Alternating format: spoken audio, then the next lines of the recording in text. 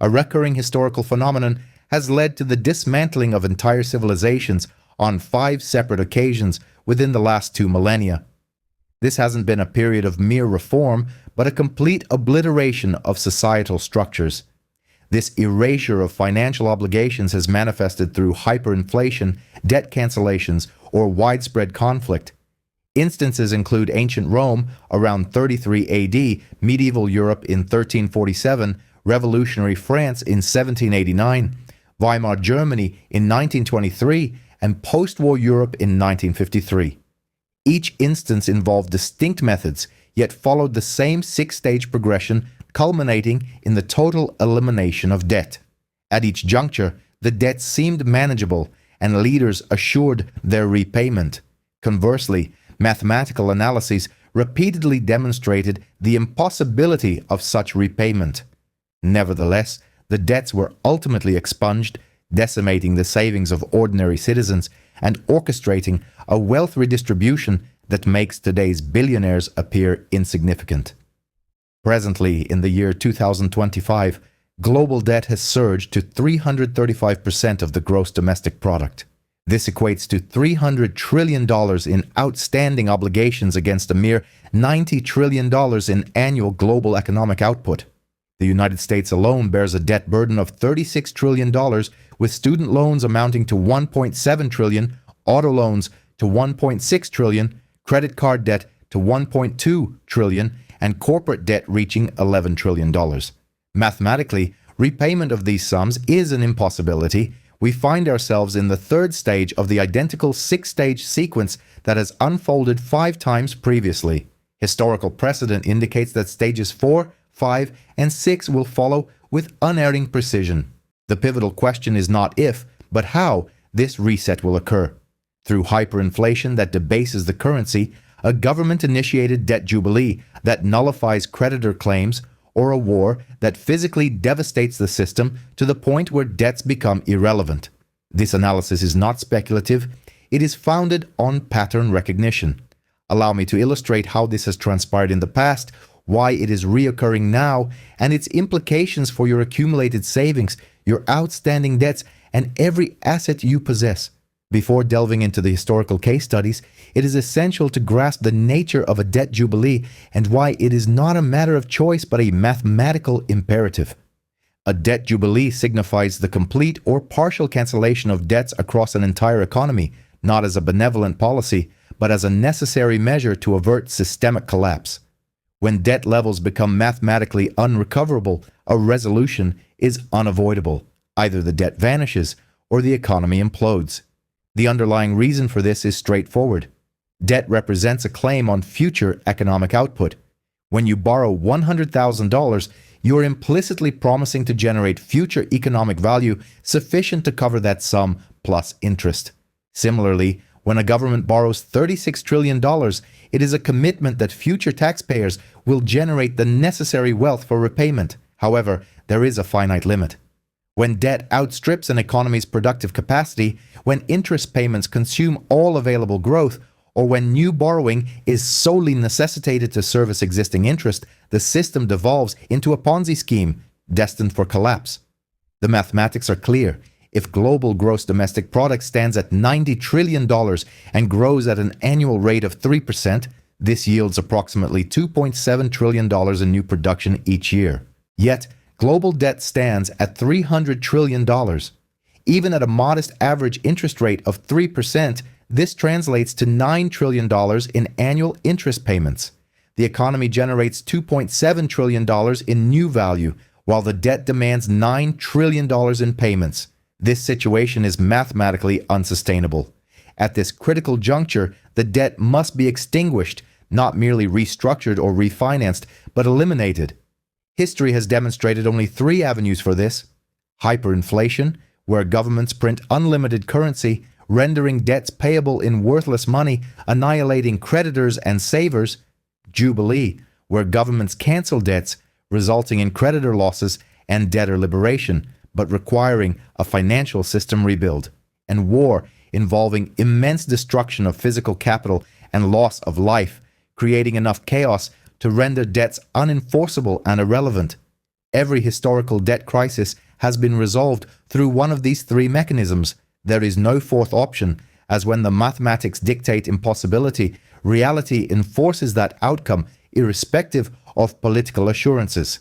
Now let us examine the six-stage pattern that invariably leads to this conclusion. Stage 1. Credit expansion fuels an illusion of prosperity. Every debt crisis commences with an expansion of credit, creating a false impression of affluence. Individuals borrow and spend, stimulating economic growth. Governments trumpet this growth as evidence of productive debt. However, this is not genuine prosperity. It is borrowing from the future. Consider ancient Rome between 10 and 30 AD. Following Augustus's establishment of the empire, Roman credit markets experienced a surge. Wealthy patricians extended loans to plebeians, merchants, and even other patricians. The Senate sanctioned vast public works projects financed by borrowing, including aqueducts, roads, and forums, all built on credit. The Roman elite engaged in lavish spending competitions. Senators borrowed to fund gladiatorial contests, and governors used loans to secure their positions. The economy appeared to be thriving, with increased construction, trade, and luxury goods flowing into Rome.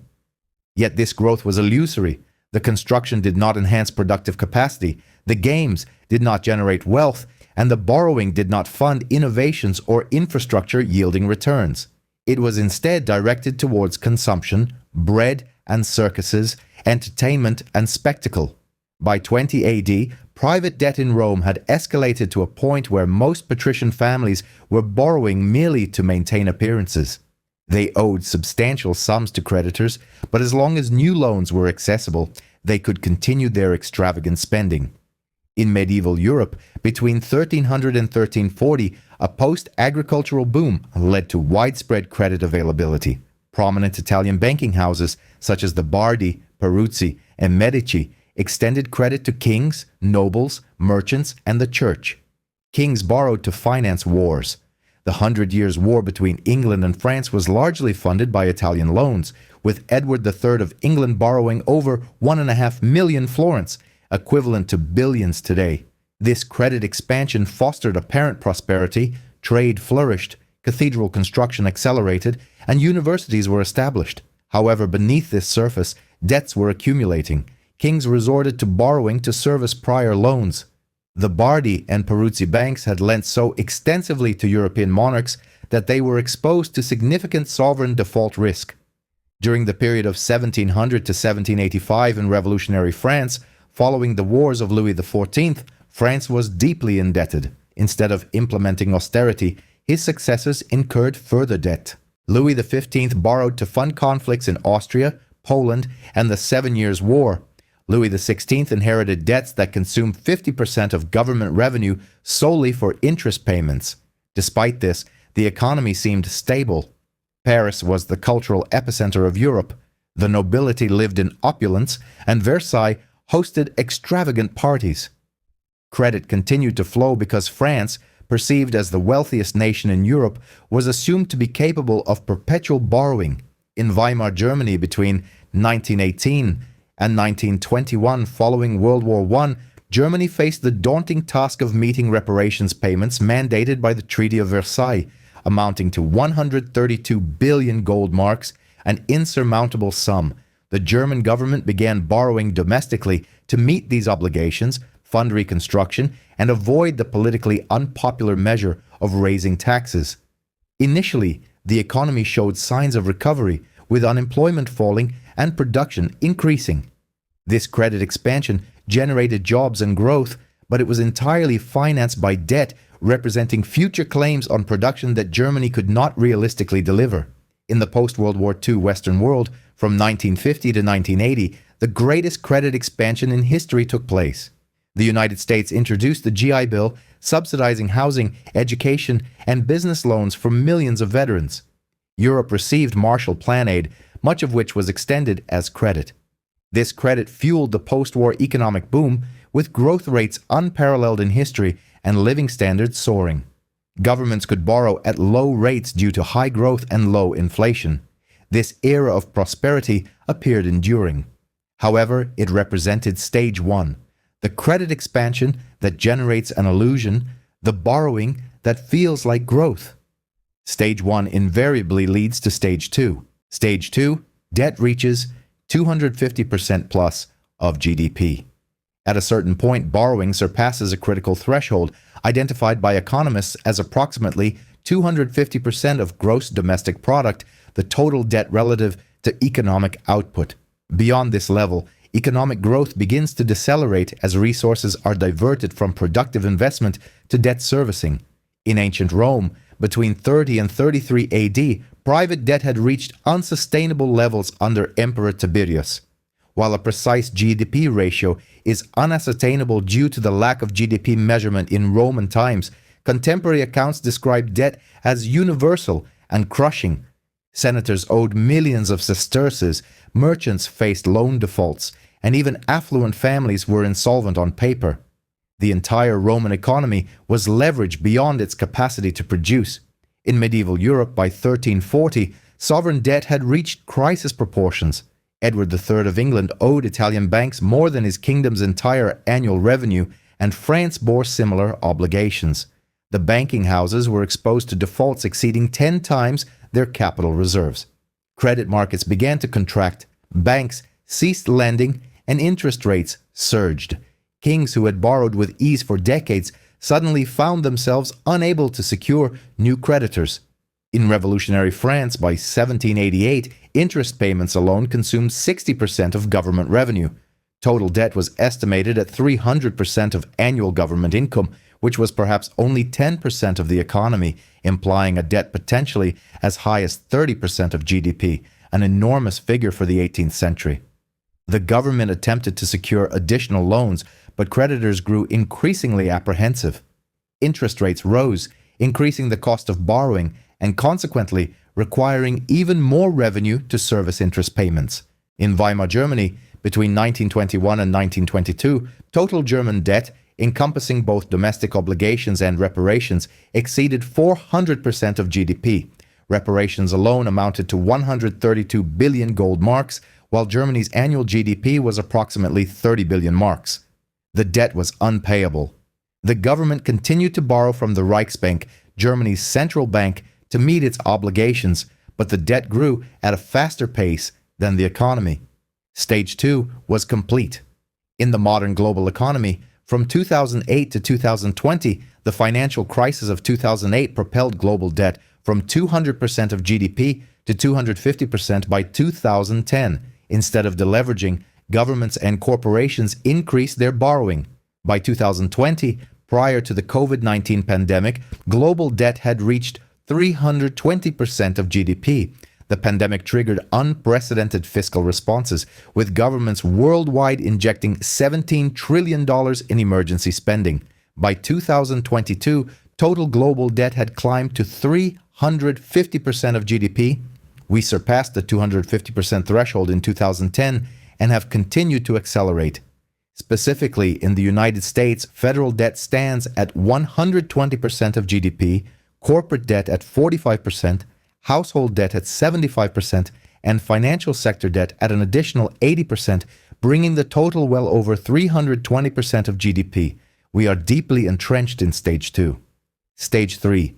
Interest payments consume all growth. This is the point where the mathematics become irrefutable. When interest payments on existing debt absorb all new economic growth, the system becomes ensnared in a debt trap. Any subsequent borrowing only exacerbates this predicament. In ancient Rome, by 33 AD, Roman creditors were demanding repayment, and debtors were unable to comply.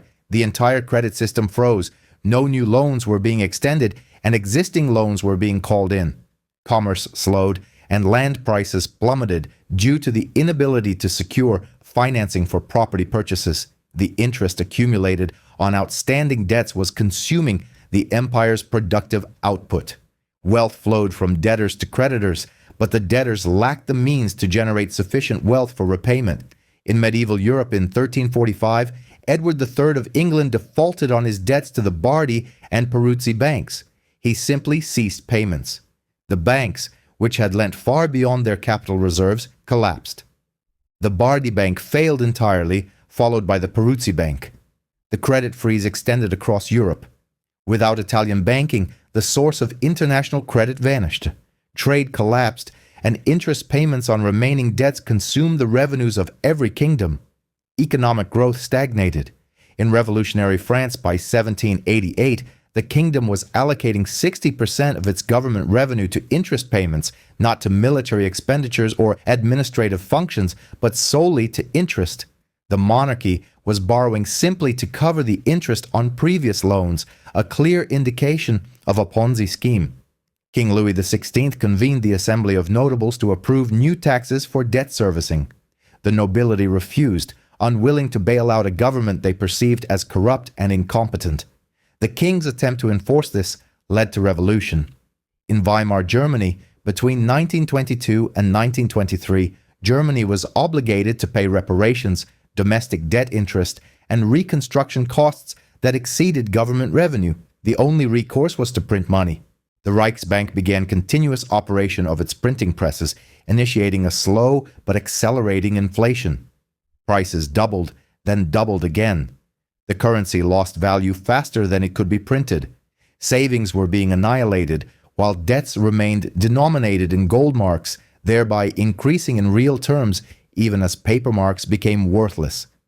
In the modern global economy, from 2020 to 2025, the United States is currently spending approximately $900 billion annually on interest payments, exceeding the defense budget.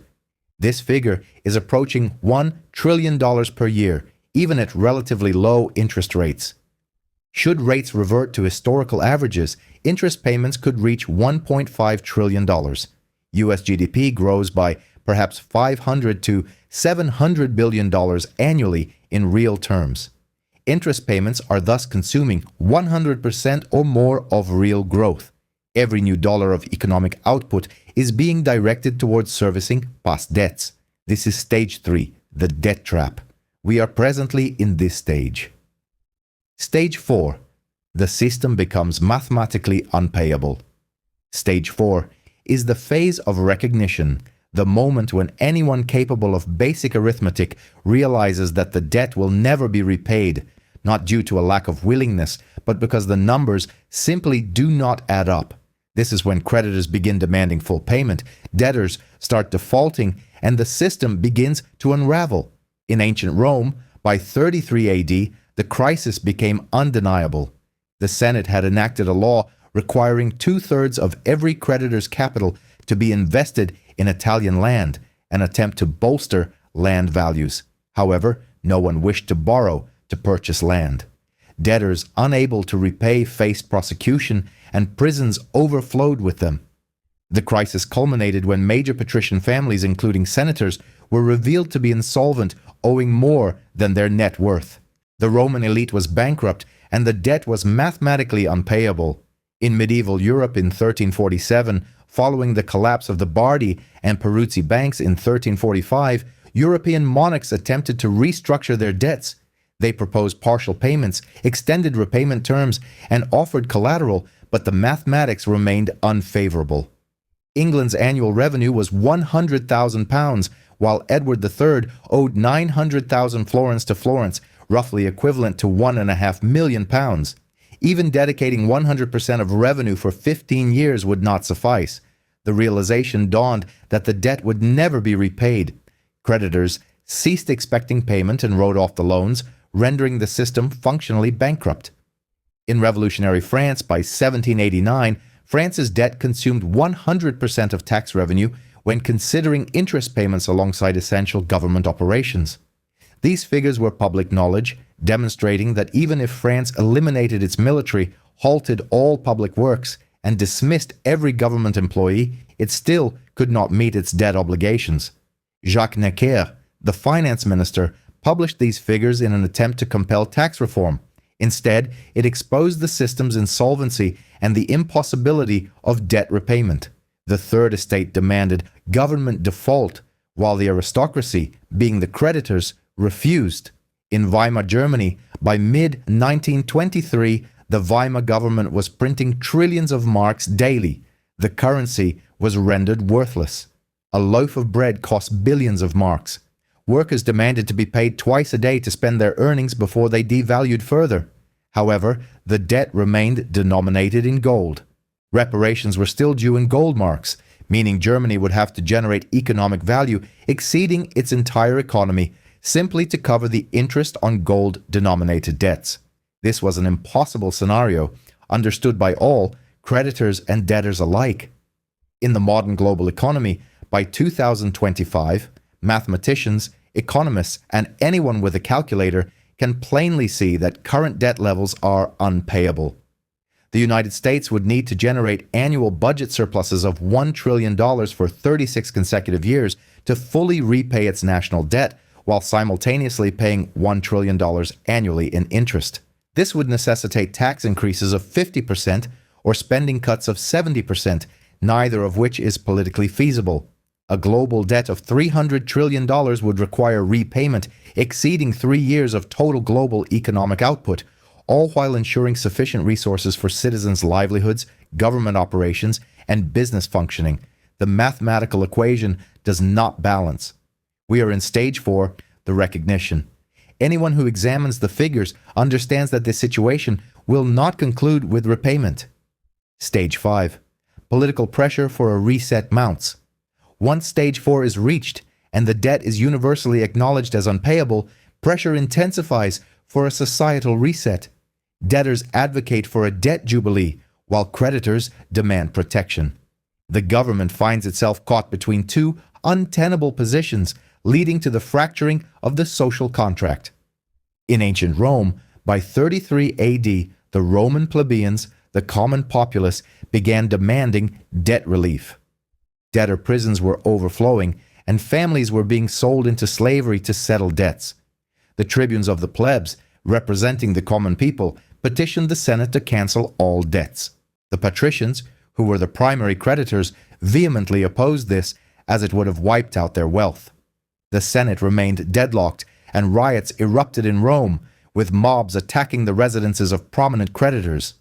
Political pressure was escalating towards an explosive confrontation. In medieval Europe between 1347 and 1350, following the banking collapse, European debtors demanded liberation from their financial obligations. Merchants who had borrowed from the now defunct Italian banks argued that their debts had vanished with the banks. Nobles indebted to kings refused payment, asserting that the kings themselves were in default. However, an event occurred that overshadowed the debt crisis. The Black Death arrived in 1347. Within 3 years, 30 to 50% of Europe's population perished. The plague indiscriminately killed both creditors and debtors. Labor became scarce, and wages rose. Debts became unenforceable due to the drastic reduction in population available for collection. The plague effectively cancelled the debt through widespread death and societal chaos. Stages 5 and 6 occurred concurrently. In revolutionary France in 1789, the mounting political pressure for debt relief erupted into revolution. The Third Estate, representing 98% of the population, demanded that the monarchy default on debts owed to aristocrats and foreign creditors. They argued these debts had been incurred by corrupt monarchs for wars that primarily benefited the elite. The aristocracy, being the creditors, refused, demanding that the peasantry increase their tax contributions to honor these debts. This conflict between debtors and creditors, the poor and the wealthy, became the central catalyst of the French Revolution, destined to be resolved through violence. In Weimar Germany, by late 1923, the German populace was demanding an end to reparations payments and currency printing. Workers were on strike, and both communist and Nazi parties gained traction by promising debt cancellation. Adolf Hitler launched an attempted coup, the Beer Hall Putsch, in November 1923, explicitly campaigning on a platform of rejecting reparations. Political pressure became overwhelming. The government found itself unable to service its debts while maintaining domestic order. Something had to yield. In the modern global economy, from 2020 to 2025, the convergence of extreme debt levels and historical patterns indicates an imminent and unavoidable reset. Across the political spectrum, both left and right factions are clamoring for debt relief, advocating for student loan cancellations, mortgage payment deferrals, corporate debt renegotiations, and a global debt forgiveness for developing economies.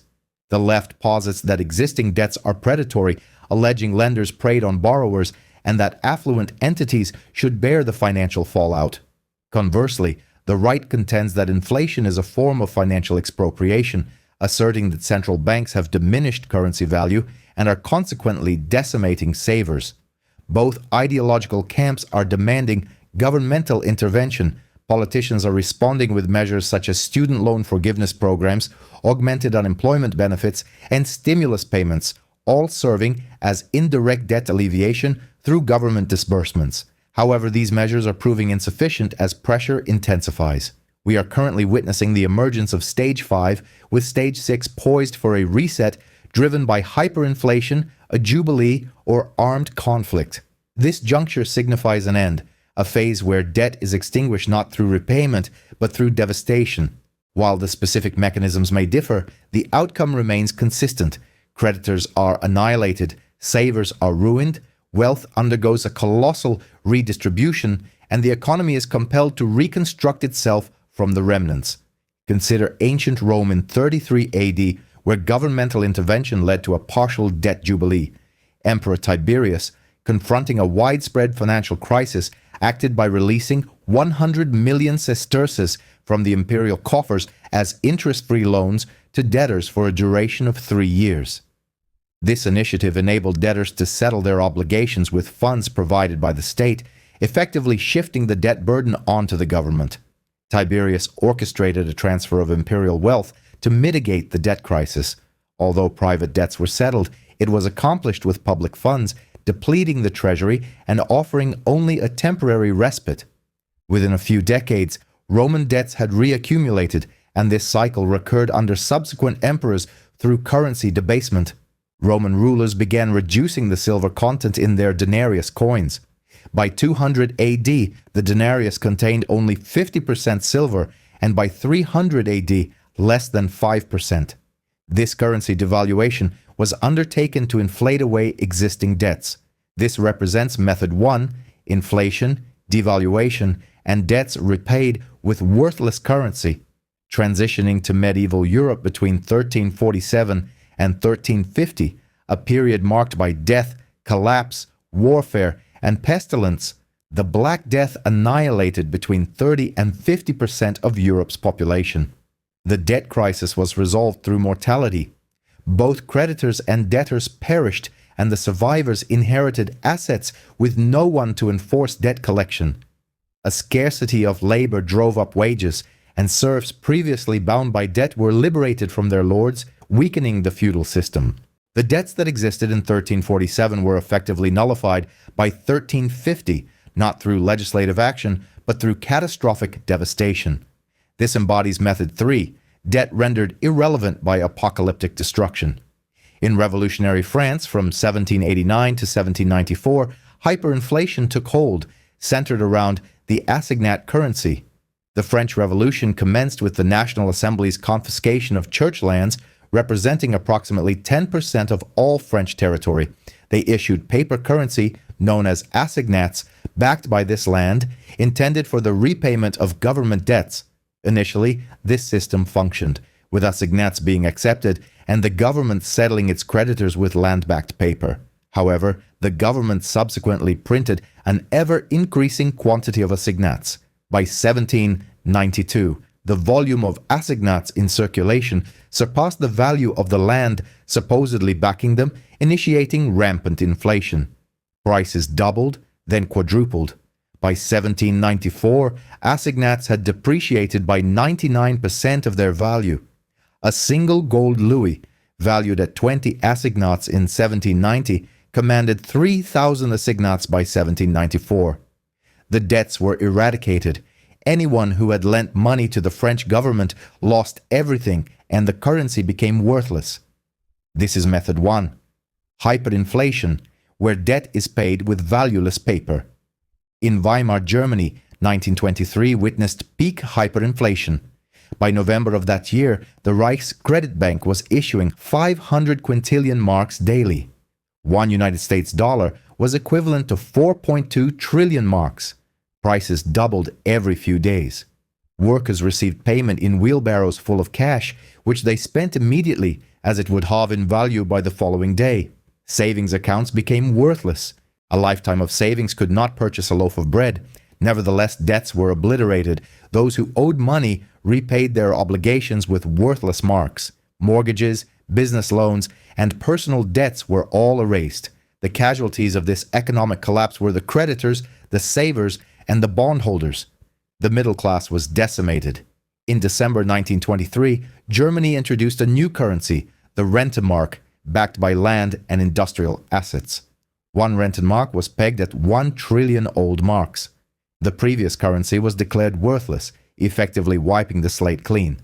This represents method 1, hyperinflation, a complete debt erasure through currency destruction. Following World War II, from 1945 to 1953, Europe experienced a negotiated jubilee through the London Debt Agreement. Post-war, Germany, now West Germany, faced immense debt obligations stemming from war reparations, reconstruction loans, and pre-war commitments.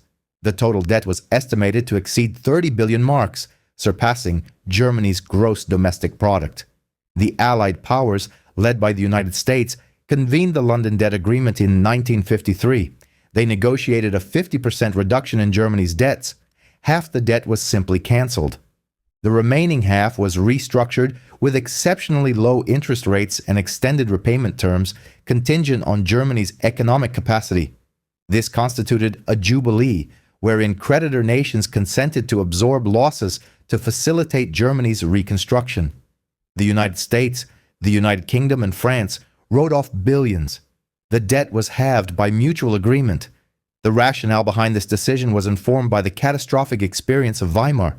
Crushing debt burdens had precipitated hyperinflation, extremism, and war. The London Debt Agreement was designed to prevent the resurgence of another Hitler by making Germany's debts manageable. This is method 2, a negotiated jubilee where creditors accept losses, debts are cancelled, and the system is reset. Let us now correlate these 6 stages with the present global economic situation, focusing on the United States. Stage 1. Credit expansion fosters an illusion of prosperity, observed from 1980 to 2008 during the Great Moderation. Credit cards, mortgages, student loans, corporate debt, and sovereign debt all experienced massive expansion. The economy grew and living standards improved, creating an appearance of prosperity that was, in reality, driven by leverage. This stage is complete. Stage 2. Debt reaches 250% or more of GDP from 2008 to 2020. The financial crisis propelled debt to 250% of global GDP. By 2010, rather than deleveraging, governments increased their borrowing. By 2020, debt reached 320% of GDP, with the COVID-19 pandemic pushing it to 350%. This stage is also complete. Stage 3. Interest payments consume all growth from 2020 to 2025.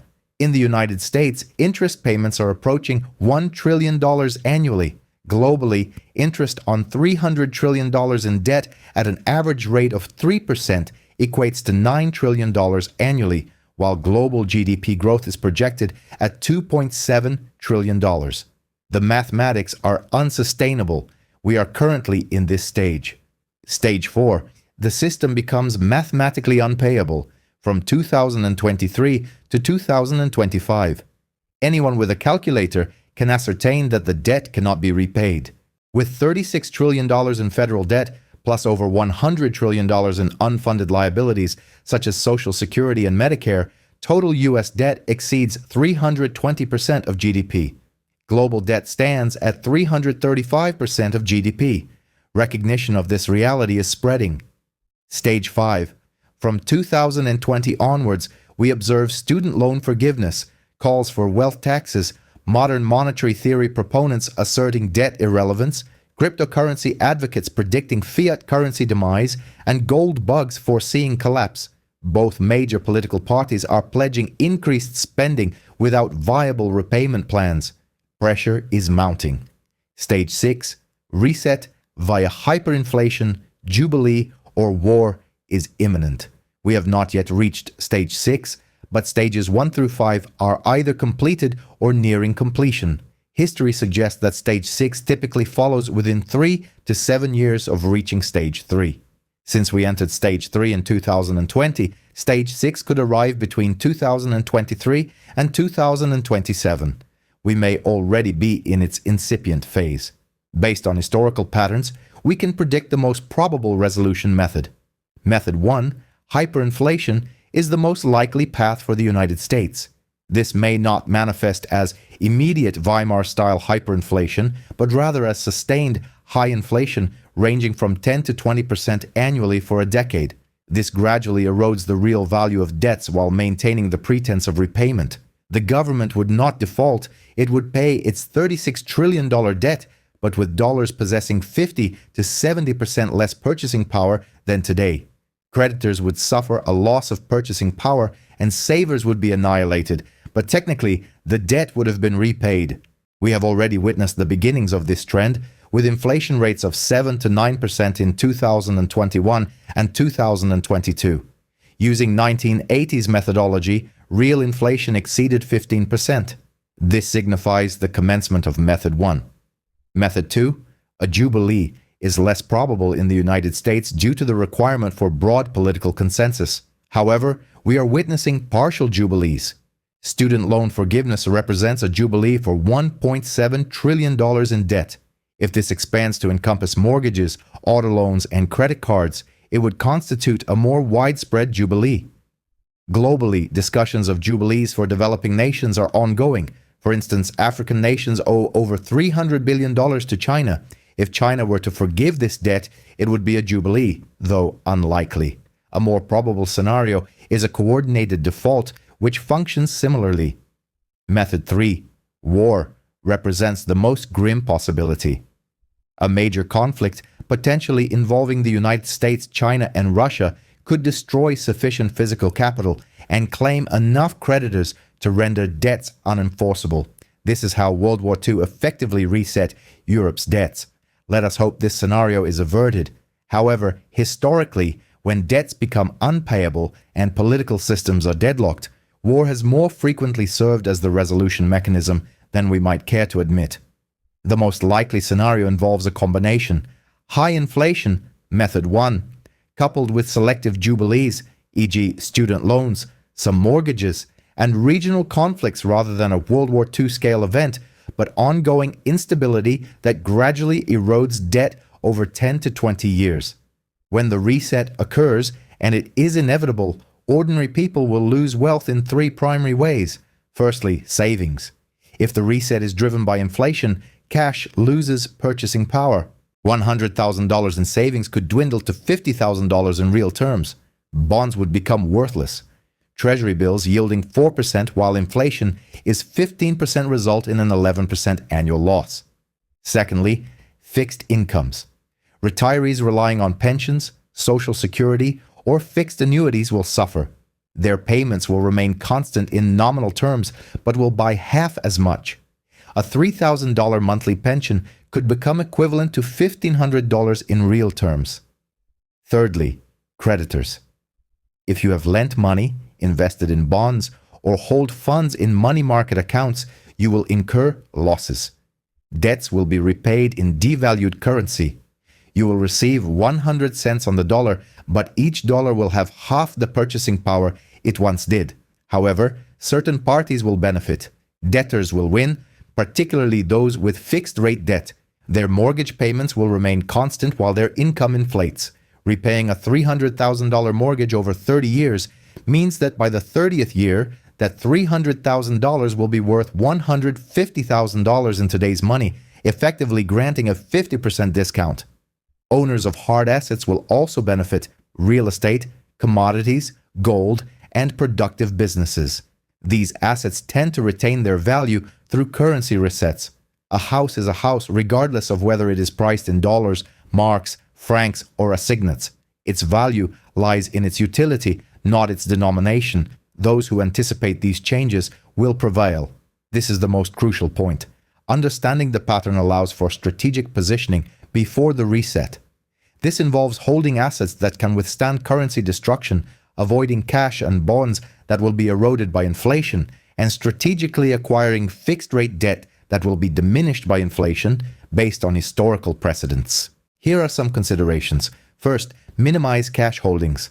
Avoid accumulating large sums of cash or cash equivalent assets like money market funds, as these will be decimated by inflation. Maintain only enough cash to cover 3 to 6 months of essential expenses. Second, convert assets into hard commodities.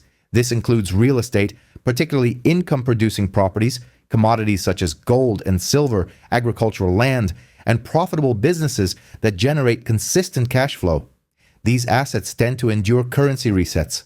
Third, embrace strategic debt. While controversial, consider taking on fixed-rate debt to acquire assets. A 30-year mortgage at 6% interest can be advantageous if inflation averages 10 to 15% annually for the next decade. You would be borrowing money that will lose value due to inflation, while the acquired asset potentially appreciates. Fourth, monitor key indicators. Track real inflation using independent sources like shadow stats.